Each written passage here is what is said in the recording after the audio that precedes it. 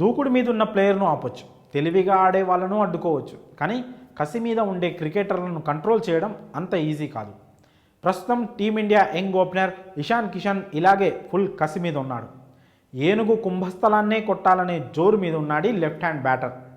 BCCI central contract నుంచి తీసేయడంతో అవమాన భారంతో రగిలిపోతున్న ఇషాన్ మళ్ళీ మెన్ ఇన్ బ్లూలోకి అడుగుపెట్టి తానేంటో ప్రూవ్ చేయాలని అనుకుంటున్నాడు. అందుకోసం తనకు దొరికిన ప్రతి అవకాశాన్ని అందిపుచ్చుకొని సత్తా చాటుతున్నాడు. తొలుత బుచ్చిబాబు టోర్నమెంట్లో సెంచరీతో చెలరేగిన అతడు రీసెంట్గా దులీప్ ట్రోఫీలోనూ 3 అంకెల స్కోర్ను అందుకొని ఔరా అనిపించాడు. కంబ్యాక్ ఇవ్వాలనే కసితో రెచ్చిపోయి ఆడుతున్న ఇషాన్ తాజాగా సెలెక్టర్లకు మాస్ వార్నింగ్ ఇచ్చాడు. దులీప్ ట్రోఫీ 2024 సెకండ్ రౌండ్ మ్యాచ్లో తన బ్యాటింగ్కు సంబంధించిన ఫోటోలను సోషల్ మీడియాలో షేర్ చేశాడు ఇషాన్.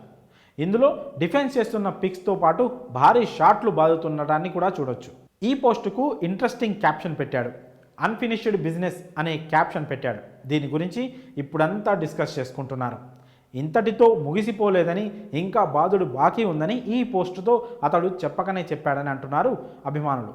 వరుసగా భారీ ఇన్నింగ్స్లు ఆడతానని, ఎలా టీమిండియాలోకి తీసుకోరో చూస్తానంటూ సెలెక్టర్లకు ఇండైరెక్ట్గా వార్నింగ్ ఇచ్చాడని నెటిజన్స్ అంటున్నారు.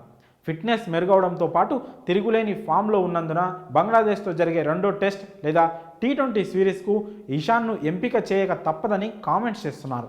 ఇక బుచ్చిబాబు టోర్నమెంట్లో జార్ఖండ్ టీంకు కెప్టెన్గా వ్యవహరించిన ఇషాన్ కిషన్ సెంచరీతో మెరిశాడు. మధ్యప్రదేశ్తో జరిగిన మ్యాచ్లో 107 బంతుల్లో 114 పరుగుల ధనాధన్ ఇన్నింగ్స్తో తన ఫామ్ను చాటుకున్నాడు. దీంతో అతన్ని బంగ్లాతో టెస్ట్ సిరీస్కు సెలెక్ట్ చేస్తారని అంతా అనుకున్నారు. కానీ అదే టోర్నీలో గాయపడడంతో సెలక్షన్కు పరిగణంలోకి తీసుకోలేదని వార్తలు వచ్చాయి. ఆ తర్వాత ఇంజరీ నుంచి కోలుకొని దులీప్ ట్రోఫీలో ఇండియా సి తరపున బరిలోకి దిగిన ఈ లెఫ్ట్ హ్యాండర్ 126 బంతుల్లో 111 పరుగుల థండర్ ఇన్నింగ్స్ ఆడాడు. ఇదే క్రమంలో రాబోయే మ్యాచుల్లోనూ భారీ సెంచరీలు బాది టీమిండియాలోకి రీఎంట్రీ ఇవ్వాలని భావిస్తున్నాడు. అందుకే చేయాల్సింది చాలా ఉందంటూ తాజాగా నెట్టింట ఓ పోస్ట్ పెట్టాడు. జట్టులోకి తనను తీసుకోక తప్పదంటూ సెలెక్టర్లకు ఇండైరెక్ట్ వార్నింగ్ ఇచ్చాడు.